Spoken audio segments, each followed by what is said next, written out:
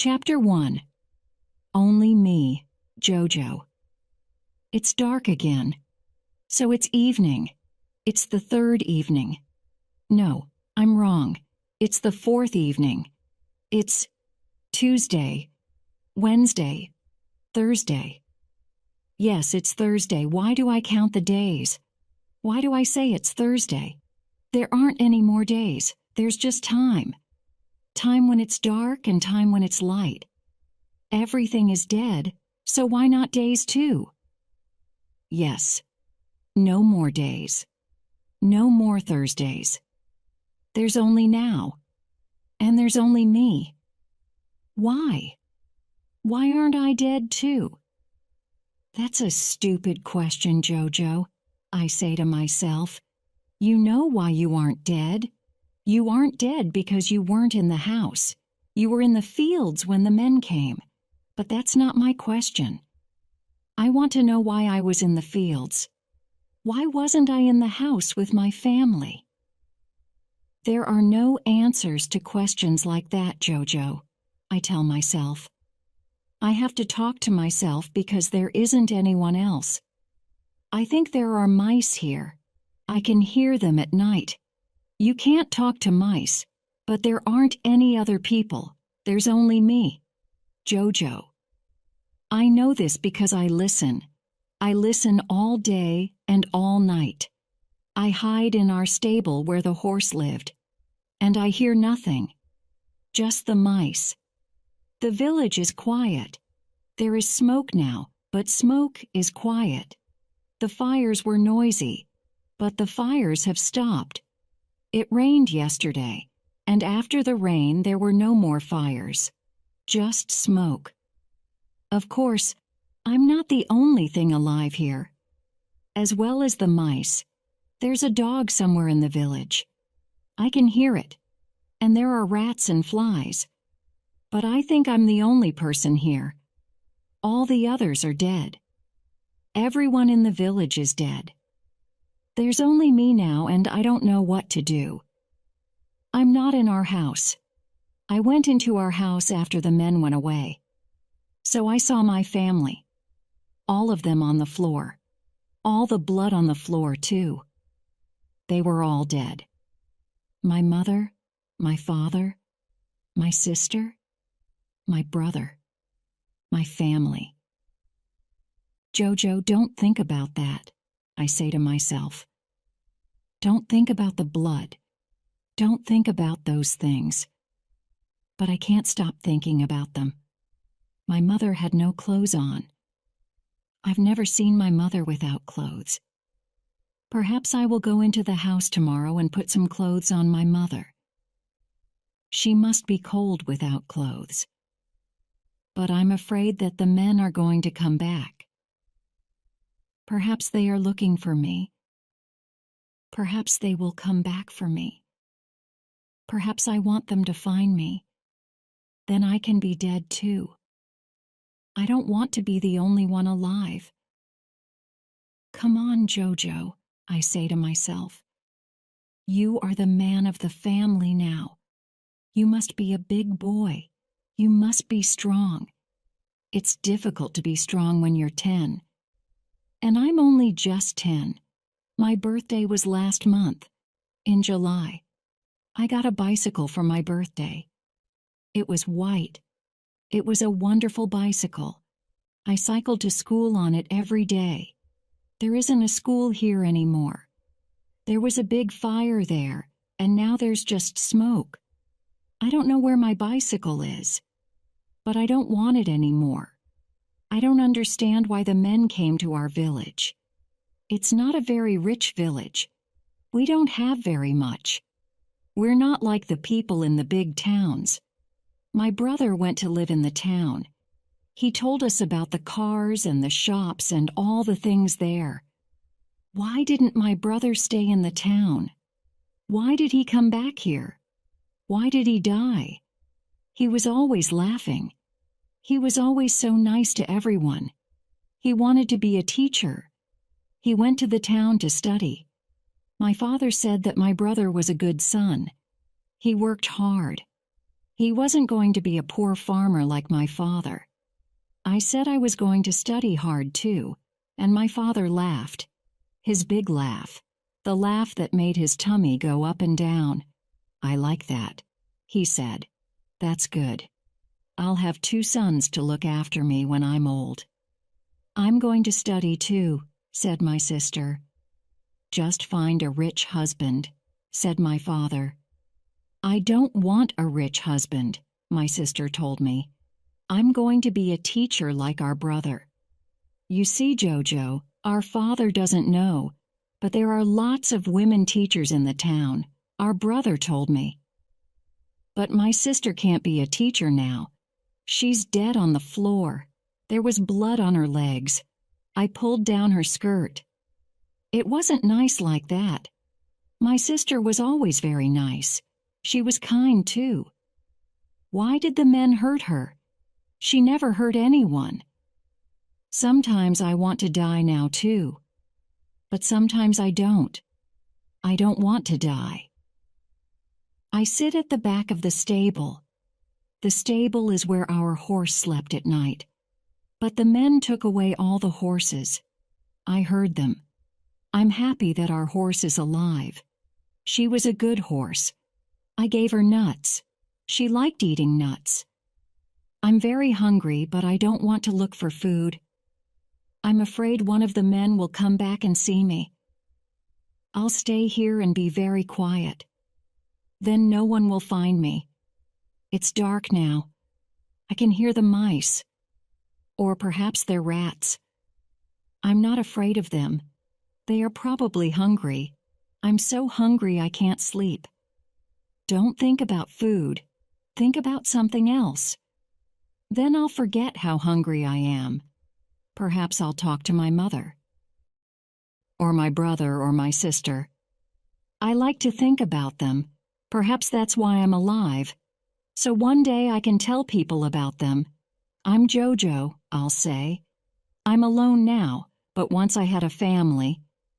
My grandmother said that when people die, they go away very slowly. After they die, they stay in the air so you can say goodbye to them. "You mustn't be afraid of ghosts," she told me. "Ghosts are good. You can talk to them, and they will help you." I think that there are lots of ghosts here. I think that my grandmother was right. I'm going to tell them that I'm here. "This is Jojo," I'll say. "I'm not dead, and I won't let the men find me. I'll stay here, and I'll talk to you, so you won't feel so sad. Maybe the ghosts will help me." There's a sound outside the stable. There's something there. Something bigger than a mouse. I don't know what it is. And now I can hear another sound. A bigger sound. Like a lorry. It is a lorry. A lorry is coming here to the village. The men are coming here. I'll be very quiet. Perhaps they won't find me. Chapter 2. The Men in the Lorry. The sound outside the stable door changes, and I know what it is. Cluck, cluck, cluck, cluck. It's my chicken, Whitetail. Whitetail is my favorite chicken. She gives us lots of eggs. "We're never going to eat her," my father once told me. He understood that Whitetail was my chicken. I call to Whitetail and she answers me. She comes into the stable, but she's very afraid. Maybe the men tried to kill her. I take her in my arms and talk to her. "I'm very hungry," I tell Whitetail, "but I can't go and look for your eggs because the men are coming. I have to be careful. I don't want anyone to find me." As I talk to her, I hear another sound, the sound of the lorry. It's getting nearer. I'm afraid that the men will find Whitetail. Perhaps they will find me too. And then they will kill both of us. "You're afraid and I'm afraid too," I tell her. She doesn't move in my arms, but I feel a bit better now she's with me. She's happier now too. She's quiet in my arms. The sound of the lorry gets very loud. The men are here outside our farm. I listen and wait. I can hear lots of voices, but they sound different. They don't sound like the men in our village, and they don't sound like the men who live across the river. I look out through a hole in the wall, and I see the men. They aren't the men from across the river. They are soldiers, and they look different. Their clothes and their boots look new, and some of them have red hair. One of them goes into our house. I see him coming out again. He is being sick on the ground. Another older soldier speaks to him. He puts his arm around him. I don't understand what he says, but I think he is nice to the young soldier. I think that maybe these are not bad men. But I don't know who they are. They have strange voices. I must be careful. They are looking everywhere. I try to hide in a dark bit of the stable. There is no door because of the fire. A soldier comes in. He is not old. A little bit older than my brother, I think. He is the young soldier who was sick. Then Whitetail begins to cluck again. The soldier shouts something, but I don't understand. He has a gun. I can't stop Whitetail moving and clucking. I put her down and she runs to the soldier. He begins to laugh. Whitetail runs out of the stable and the soldier runs after her. They're going to kill her, I think. No, I shout. I run out of the stable. Don't kill her. She's my chicken. The soldiers all look at me. I try to move again, but I can't. I haven't eaten anything for days. I fall down. A soldier picks me up. Now they are going to kill me, I think. But he doesn't look angry. He looks very sad. He shouts something. Nothing happens. The men are all looking at my house. And then I see another man. He was in my house, and now he comes across to me. He doesn't look like the soldiers. He's tall with yellow hair. He has 2 big cameras. My brother had a camera, but it was very small. The man smiles at me as he walks. He opens his hands to show that he has nothing in them. "Don't be afraid," he says. He speaks our language, but he speaks it rather strangely. "You're safe now," he says. "These soldiers won't hurt you." "Where's my chicken?" I ask. I don't want the soldiers to hurt my chicken. The man says something to the soldiers in their language. They laugh, and then the young soldier who came into the stable comes to me. Whitetail is in his arms, and the soldier gives her to me. The soldier says something and smiles. The man with the cameras tells me that the soldier comes from a village like mine. His father is a farmer, and he has lots of chickens and ducks. But his village is a long way from here. "What's your name?" the man asks me. "Jojo," I tell him. And I tell him that I'm the only one here in the village. He says my words in the other language. He tells me that this is translating. He will tell the soldiers anything that I want to tell them. I don't want to tell them anything, but the man says that they are here to help. "Are you hurt?" asks the man with the cameras. He tells me to call him Chris. I tell Chris that I'm not hurt. I was in the fields when the men came. The soldiers smile at me. They have brown and green clothes, but their hats are blue. It's like a bit of the sky on the top of their heads. "Are you hungry?" asks Chris. "Yes," I say. "I'm very hungry." The soldiers make a small fire for cooking. I can hear it. It's a good sound. The fire in the village was different. It made a sound like the wind at night. A great big wind that makes you hide in your bed with the blanket over your head. The soldiers give me some rice and beans. It's very good. "Don't eat it too fast or your tummy will hurt," says Chris. My mother often said that. I want to cry, but I can't. The tears are all inside my head like a big ball of rice that won't go down. The soldiers have lots of blankets in the lorry. Chris takes one and puts it over me. I sit down and Whitetail sits down next to me. The young soldier has given Whitetail some food too. He tells me that his friends call him Duck now because he has chickens and ducks at home. He smiles at me. I want to smile, but I don't have any smiles anymore. The men took them away with them across the river. I can't feel the ghosts of my family anymore. Perhaps they are inside the stable. They don't know that I am outside here with the soldiers. The soldiers say that I am safe now. I want to believe them. But what's going to happen when they go away and I'm all alone again? I ask Chris, and he tells me that the soldiers are going to take me with them. You can't stay here all alone, says Chris. I don't know where I'm going, but Chris tells me it's a long way away from the village. He says that I'm going to a place where there are lots of children like me. He says that there has been fighting in other places, and there are lots of children without families, but I have a family. They're here. The soldiers don't understand that. Chris doesn't understand. Only the ghosts understand.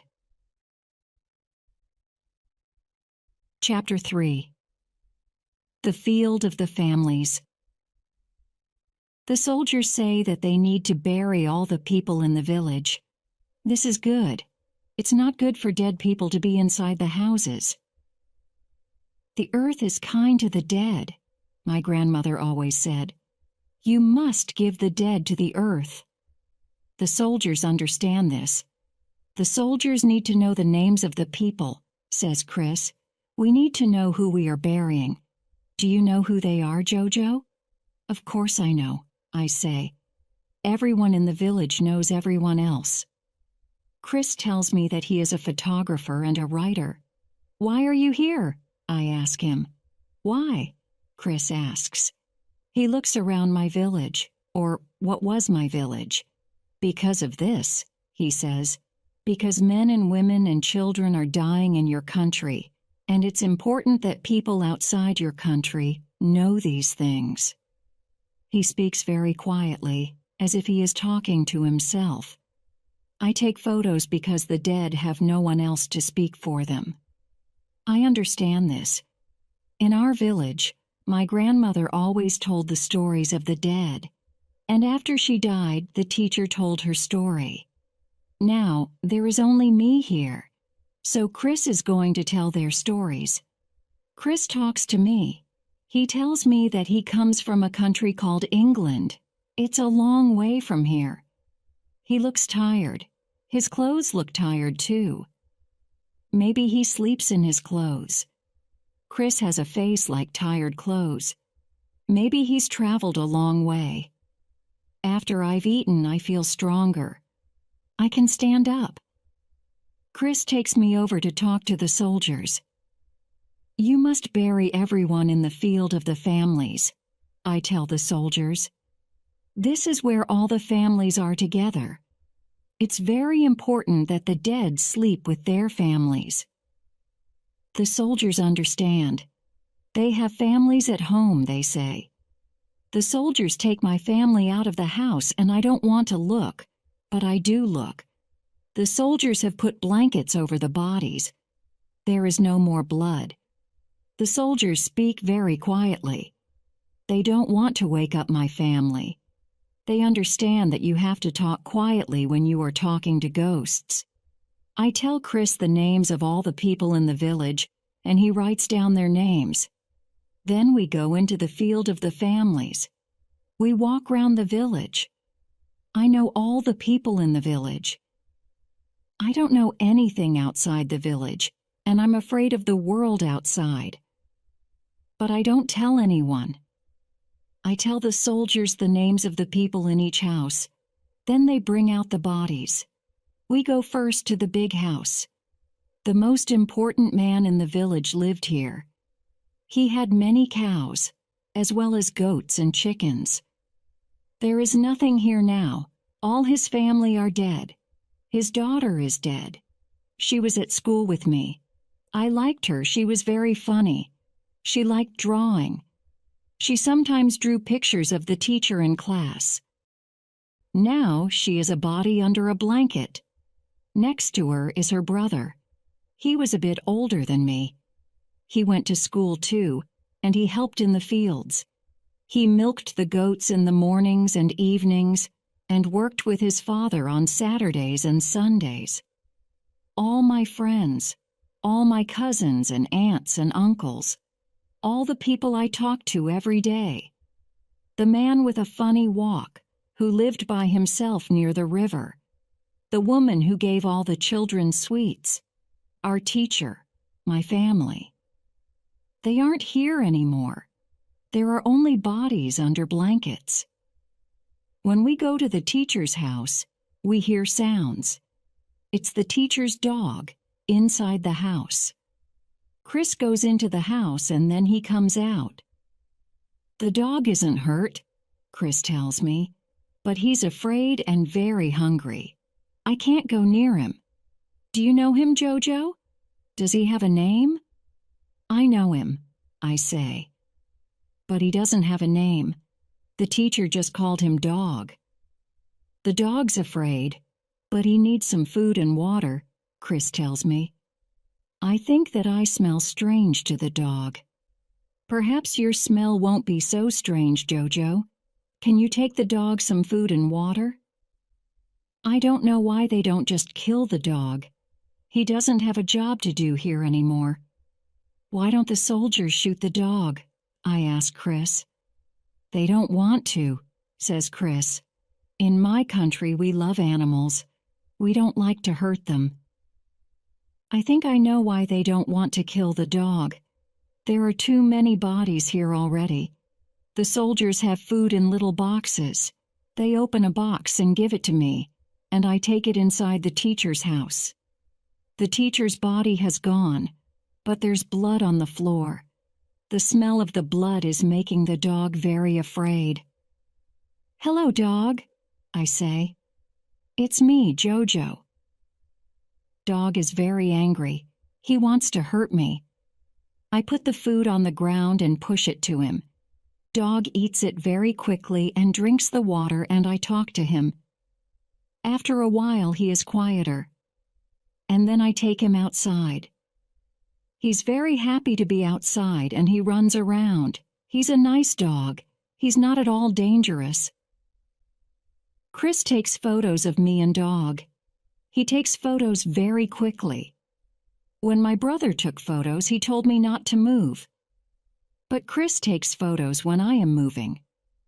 His camera makes a funny click-click sound. The soldiers all like Dog. They give him chocolate. And they give me chocolate, too. The soldiers and I go to my school. The fire was very big here. There is no school building here anymore, but there are also no bodies. The school was closed when the men came. The soldiers find 2 books on the floor. They have a few pages which aren't burnt. They give the books to me. The fire has eaten the village. There is nothing here now.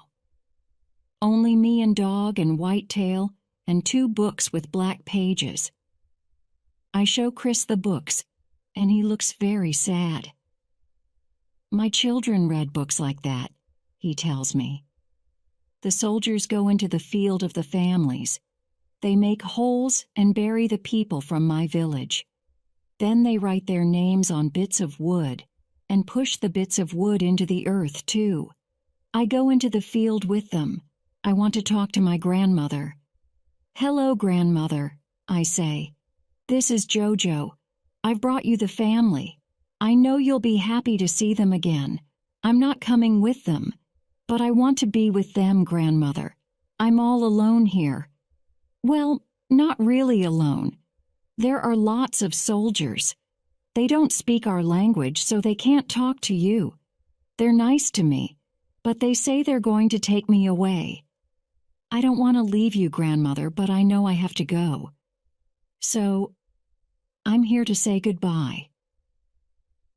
Above the field, I can see big birds in the sky. They are bad birds, birds that don't sing. The birds that sing have all gone. I am talking quietly to my grandmother when I hear sounds. They are a long way away, but I know what they are. Guns. Some of the men who came across the river had guns. I could hear the sound of the guns in the field. They were very loud. When they stopped, I could hear them in my head.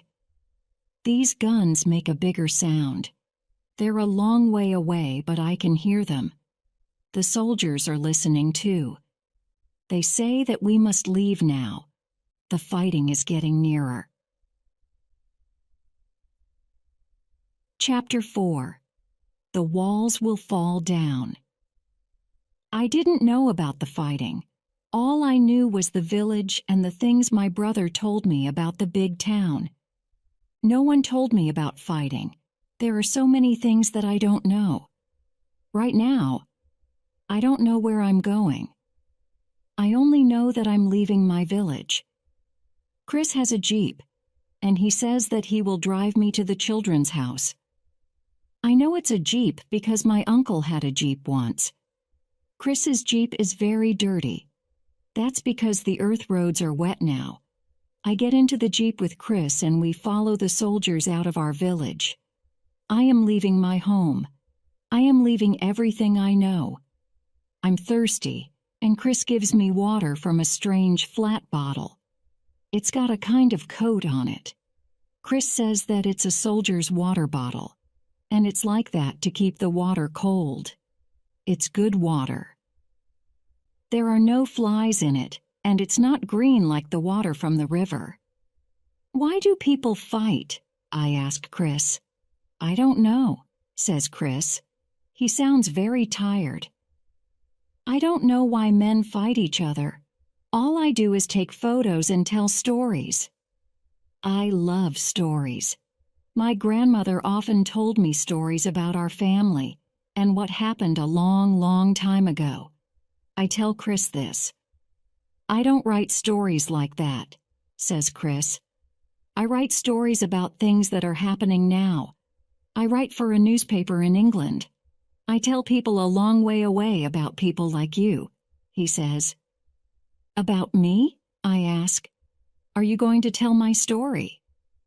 Maybe, says Chris. Is that okay? I think about it. Yes, I decide. That's okay. My newspaper likes stories about children, Chris says. He sounds angry, but I don't know why. Tell me about your family, says Chris. So I tell Chris about my family. I can do that, but I can't talk about the men. There are no words for that. The words don't want to come out. I will never tell anyone about those things. I tell Chris about my parents and about my brother and sister. I want people to know about my family. Chris says he will tell people all about them. He'll tell them about how my father worried about the rain. He'll tell them how my sister wanted to be a teacher like my brother, and he'll tell them about me and my white bicycle. I tell him how my mother looked after the house. After the fire, a lot of the house fell down. I told my mother all about it, I say to Chris. You told your mother? He asks. Yes, I talked to her ghost. You know that, after they die, people go away very slowly. I don't know a lot about ghosts, I tell Chris. Only what my grandmother told me. She said that you can't see them and you can't hear them, but you know that they're there. I think that your grandmother was right, says Chris. When you go to a village after people die, you can feel them there. I'm happy that Chris understands. I like Chris. He is my new friend. I think he understands. He says that he often comes to my country. He likes it very much. I tell Chris that I'm worried about my house. I'm not there now, I tell him. Perhaps all the walls will fall down. Then there will be no more house. I'm sorry, says Chris, but you can't stay there. It's too close to the fighting. When I was a very small boy, I tell Chris, I didn't know why there were walls, so I asked my mother. What did she say? Chris asks me. She told me that the walls hold up the roof, and you need the roof so you don't get wet when it rains. So I went outside to look at the roof, but it was raining and I got very wet. Chris laughs. I was very small, I tell him. I asked my mother lots of questions, and she always knew the answers. My children were the same. They always asked me lots of questions, but I don't think I always knew the answers, says Chris. But we also had walls outside, all the way round the farm, I tell Chris. You saw them. When I was small, I walked round them and thought that these were walls, but there wasn't a roof. So I asked my mother why there were walls all round the farm and no roof. And what did your mother say? Chris asks me. She told me that the walls showed that it was our house. We had walls to stop other people from coming in. But I thought, why did we want to stop people from coming in? I didn't understand then, you see. Lots of people came into our house. My father's friends often came in and they drank and laughed together. I heard them when I woke up in the night, and in the morning my father had a headache and we all walked very quietly. Chris laughs. I like his laugh. I know just how your father felt, he says. When I drink too much, I get headaches too. My brother had friends in the house too, I tell Chris. Sometimes people came to buy animals and to sell them, and the doctor from the next village came into our house once when I hurt my head. So I thought and thought, and then I asked my mother about it again. And what did your mother say? Chris asks again. She told me that there were other people in the world, people who weren't nice. She told me that there were people on the other side of the river. They didn't like us, and they didn't want us to live on our farms. So we had walls. And my mother told me that the river was our wall, too. It was so big, no one could cross it. So we were safe. I didn't understand then. I thought, how can a river be like a wall? But I understand now. And my mother was wrong. I thought that she knew all the answers. But she didn't. She didn't know that the people could cross the river. She thought that we were safe. And when the people came from the other side of the river, the walls didn't stop them. The river didn't stop them. Chris is quiet. We're going slowly along the road.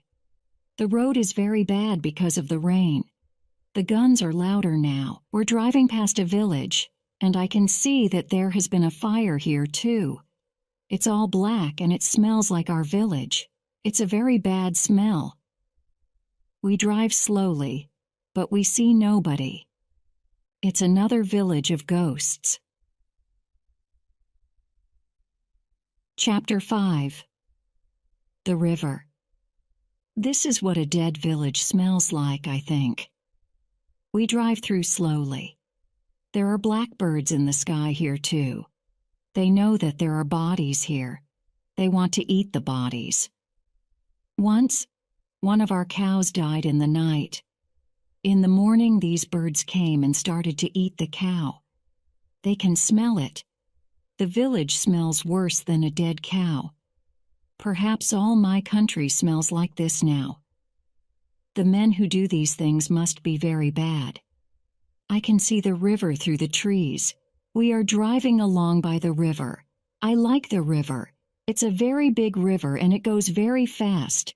I often walked along it with my brother. He said that you can't swim in it, and if you fall in the river, in 2 hours you'll be in another country. He told me not to forget that. I could see how fast it was. I put a piece of wood in the river once and whoosh, it was gone.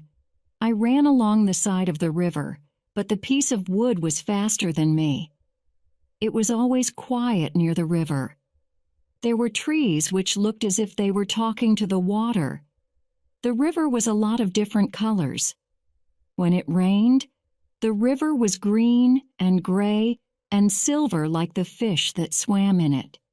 On sunny days, the river had lots of little gold bits in it. They danced on top of the water as if they were happy that it was a sunny day. Last month, my father and I walked along the river. There was a farmer he wanted to see in another village, and he said that because it was the school holidays, I could go with him. I was very happy. I liked going for walks with my father. My father often talked to me on these walks. He told me what he was thinking. "It's too dry," he said, or "it's too wet." It was nearly always too dry or too wet. There was always too much rain or not enough rain. When there was too much rain, there were lots of weeds in the fields. My father told me that weeds were green plants that were in the wrong place. They made my father angry. He hated the weeds. And I hated the weeds because it was my job to go into the fields after school and pull them out of the ground. When there was not enough rain, the fields went yellow and then brown, and the ground was hard like the walls of our house. Then all the plants died.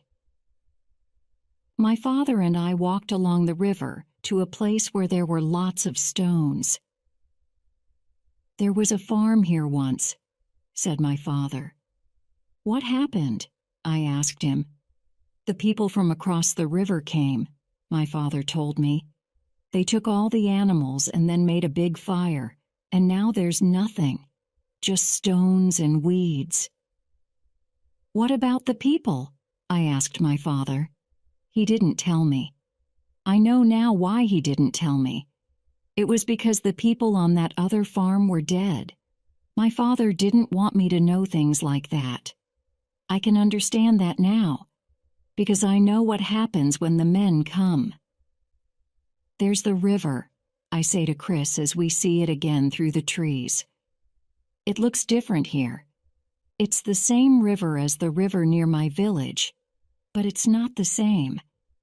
I think of my mother's face after the men came. It was the same, but not the same. I don't want to think about that." "Do you know any stories?" I ask Chris. "Oh yes, lots of stories," he says. "What's your favorite story?" I ask him. "It's about some animals who live near a river," he tells me. "I'll tell you the story. It begins with a little black mole. The mole lives under the ground." "That's good," I say. "You're safe under the ground." Chris tells me the story. It's about a toad who lives in a big house. One day when he's out, bad animals come into his house and take it away from him. "Do the soldiers with blue hats come and help the toad?" I ask Chris. "No, I don't think so," says Chris. "I think that the rat and the mole tell the bad animals to go away." "Do they go away?" I ask him. "Yes," he says. "If the soldiers with blue hats ask the bad men to go away, will they go away?" I ask. "I don't know, Jojo," says Chris. "I'll tell you another story," he says. He tells me about his house in England. He lives in a town called Oxford, where there's a big university and everyone rides bicycles. "Can I come and live with you in Oxford?" I ask him. "No," says Chris. "I'm sorry, Jojo, but I'm not at home very often. I'm always traveling. I never stay anywhere for very long. Today I'm here, but tomorrow I don't know where I'll be. I'll just be somewhere looking for new stories." "But you said that your newspaper wanted my story," I say. "They do. says Chris. They'll love your story, but they want new and different stories every day. I thought you were my friend, I say. I don't want Chris to go. I am, he says, and I'll write to you, and I'll come and see you again, and I'll tell you more stories. But I don't want to listen to his stories anymore. I can see lights a long way away, and I can hear the guns. I'm afraid again. Don't be afraid, says Chris. The fighting is a long way from here now. You're safe with us. The soldiers are just behind us. I look around and see the lorry with the soldiers behind us. It's night now, and I'm very tired. The road is very dark. It goes ahead of us like a river through the trees, like a dark river. Chapter 6, The Children's House. It's morning when we get to the children's house. I'm asleep and Chris wakes me. I get out of the Jeep with Dog and Whitetail, and lots of children run up to see who I am. When they see Whitetail, they laugh. "Is that your supper?" one of the boys asks me. I have Whitetail very close to me and move back to the Jeep. "Don't worry," says a woman who comes out of the house. "No one's going to eat your chicken. I'm Dr. Nikki," she says. There are so many children here. They come from many villages, and all of them have stories like mine. That's why they're here. They don't have homes. "This is your new home," Chris tells me. "You'll be fine here." He says that he knows Dr. Nikki. He met her before in another country. He says that she is very kind and she will look after me. "Aren't you staying?" I ask him. "No, Jojo," he says. "I'm going to take photos of the fighting. It's my job. But I'll come back as soon as I can. Goodbye, Jojo," he says. And then he drives away very quickly. Dr. Nikki shows me round the children's house. But it isn't just one house. There are many houses where people sleep and eat. And there's a big hospital for all the children who are hurt. There are lots of children here who are hurt. The house where I sleep is bigger than any house in my village. We all sleep in one big long room. Days go by and other children come here. We all do lessons together and we play football. Dog likes football too, but he always tries to eat the ball. It makes the small children laugh. The very small children are happy here because they don't understand what is happening in our country. All the other children are unhappy. I know that because they shout and cry in the night. No one sleeps quietly here. Dr. Nikki is the doctor here. She speaks our language very well and is very nice. She wears a white t-shirt with letters on it. "What are the letters for?" I ask her. "The letters are for Médecins Sans Frontières. That means Doctors Without Borders," she answers. I don't understand. My brother had a t-shirt with letters on it. The letters were the name of our country. "Is that where you come from?" I ask. I know that some countries are very big. I think that maybe her country is so big that it doesn't have any borders. Maybe it just has sea all around it. "A land without borders is a good place," I tell her. "You can be safe, and you won't be afraid of the people who live on the other side of the river." "I want to go to the country without borders," I tell her. Dr. Nikki smiles. "No, Jojo," she tells me. "It just means that I'm a doctor who will go anywhere. I will help people in any country." "Not the country on the other side of the river," I say. "You can't help them. They are very bad." "But there are children there too," says Dr. Nikki. "They aren't bad. I will go anywhere where there are children who need me. But I don't want to listen. I like Dr. Nikki. She has lots of children to look after, but she often talks to me. Many of the children are very ill. Some of the children are here because the men thought that they were dead. But they weren't dead. There is one boy here who says nothing. No one knows his name or where he comes from. We call him Red because he has a red t-shirt. Dr. Nikki asks me to talk to Red. I say, okay, but I don't really want to talk to him. Well, I do want to talk to Red because Dr. Nikki wants me to, but I don't want Red to tell me what he saw. I'm afraid. I don't want to hear the things that are in his head. I think he's seen some very bad things. I think perhaps he was in his house when the men came. There are some things that make you want to stop talking, I tell Dr. Nikki. I know, Jojo, she says. But Red doesn't have to tell us what he saw. I just need to know his name and where he comes from. I need to know if he has a family somewhere. I'll talk to him, I say. So many quiet children in Jojo who never stops talking, says Dr. Nikki. But she smiles at me, and I know she likes me. I go outside, and Dog follows me.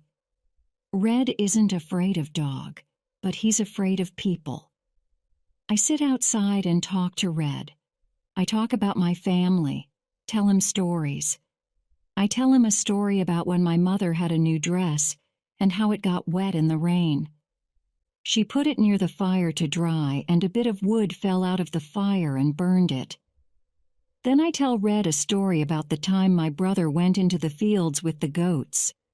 But he started to read a book and the goats ran away. I had a goat, Red says. Did your goat have a name? I ask him. Red closes his eyes. Our goats all had names, I tell him. But then I stop. I don't want to think about our goats. The men took them away. My goat was, Red begins, but he never says what his goat was. He never says any other words, only those words about the goat. I run to Dr. Nikki. Red told me he had a goat, I tell her. Well done, Jojo, says Dr. Nikki. That's a start. But it wasn't. It was the end. The next day, Red walked out of the children's house. He walked down the road, between the trees. Maybe he wanted to go home. Maybe he just wanted to go away. I don't know, but I never saw him again. After he left, Dr. Nikki looked very sad. But then she went back inside the hospital. There are so many sick children. Some of the children here say that Red stepped on a landmine after he left the children's house. There are lots of children here who have stepped on landmines. Most of them don't have any legs. Men have put landmines into fields and under the roads, all the places that children go. I didn't know about landmines, but the other children tell me about them. Landmines sit in the ground, and when you stand on them, bang, you die or you get very badly hurt. Often you lose your legs. Dr. Nikki says that there are thousands and thousands of landmines in our country.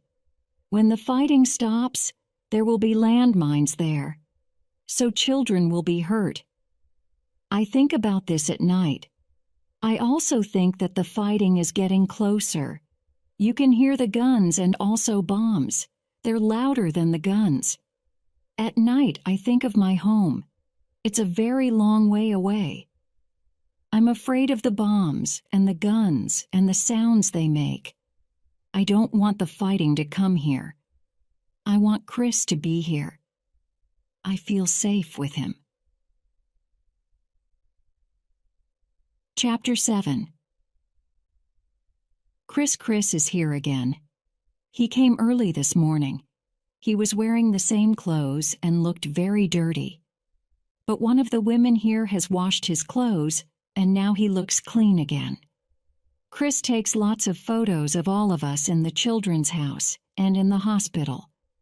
The soldiers are here again, too. They don't live at the children's house, but some of them come and play football with us. Duck likes playing football. He says that he often plays football at home. Duck tells me that he and the other soldiers come from a place called Ireland. It's near England and it's very green. There are lots of fields and lots of chickens and ducks. He says that all the soldiers call him Duck now, and it's all because of Whitetail and me. Whitetail likes Duck. Duck picks her up and she clucks very happily. When the other soldiers are here with Duck, they sometimes laugh at him. They shout Duck's name and then they all laugh. Chris tells me that duck means two things in English. One is the bird that lives in the water. The other is when you get down on the ground, when someone shoots a gun at you. So the soldiers shout, "Duck!" and fall on the ground. And then they laugh. They play games like me and my brother. I didn't know that soldiers were like this. Are the soldiers going to fight the bad men across the river? I asked Chris. No, says Chris. They aren't here to fight. They have come here to try and make the country safe, says Chris. They are United Nations soldiers. They will fight only if someone tries to hurt them. The soldiers come from different countries and they go to other countries to stop people fighting. I don't understand. Chris says that the United Nations means that lots of countries get together, like my father did with the other men in the village. They decide all the things that are good and bad and what the other countries have to do. If the other countries don't do them, then they send their soldiers. He says that the United Nations is called the UN. That's what is written on the side of their lorries. But the fighting will stop if the soldiers kill the bad men, I say.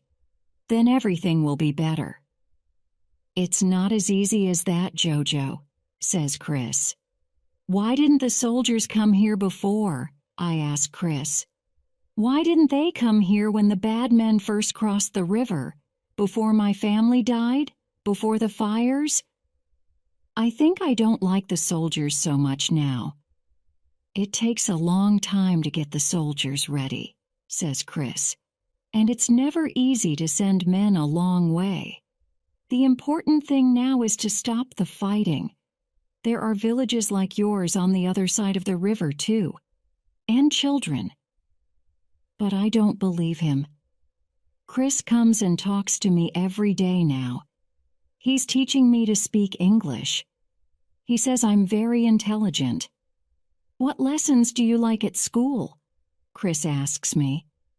I like reading, I answer.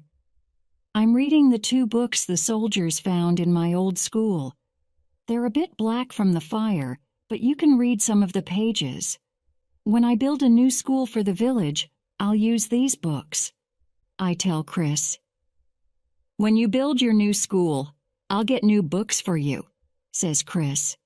I'll ask the people who read our newspaper to give money for the books and for the school.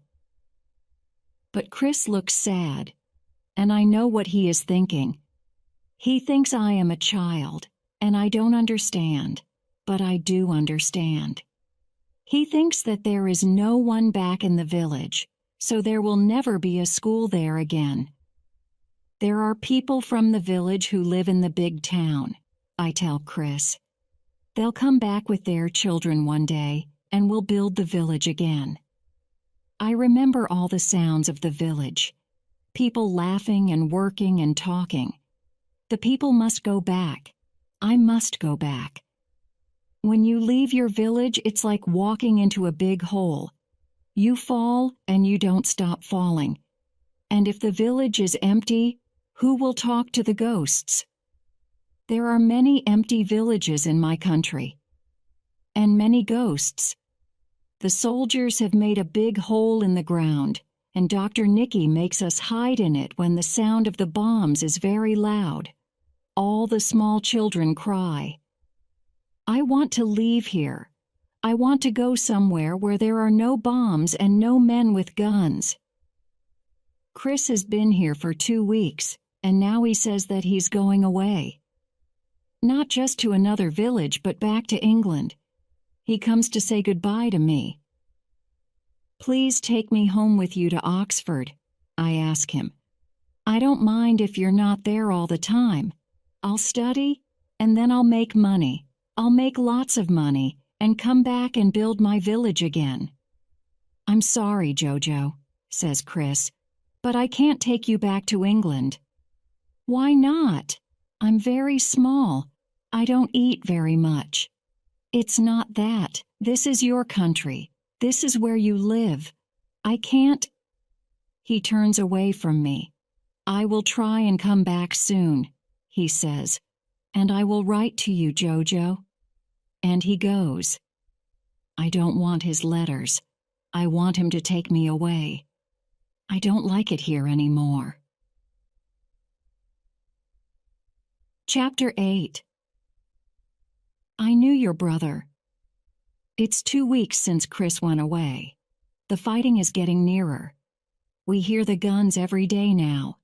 And there are planes in the sky. They go round and round like the black birds above my village. When the planes come, we all get into the hole in the ground. Everyone is afraid of the planes. They have bombs. Dr. Nicky says that the roof of our house is white with a big red cross. That shows the men in the planes that this is a hospital. But 3 days ago, a bomb fell into the trees near the house where all the clothes are washed. Now it's not safe to go inside there, and the women have to wash the clothes outside. Dr. Nicky is angry. Many of the children can't go anywhere because they are too sick. Every day, when the planes come, we have to hide in the hole. It's very hot there, and my head hurts with the sound of the guns and the small children crying. The sound of the guns goes on all night. It's like the sound of all the trees falling down. It makes my ears hurt. It makes my head hurt. Then, very early this morning, the guns stopped. We went back to our beds and went to sleep. Today, when I wake up, there are lots of men here.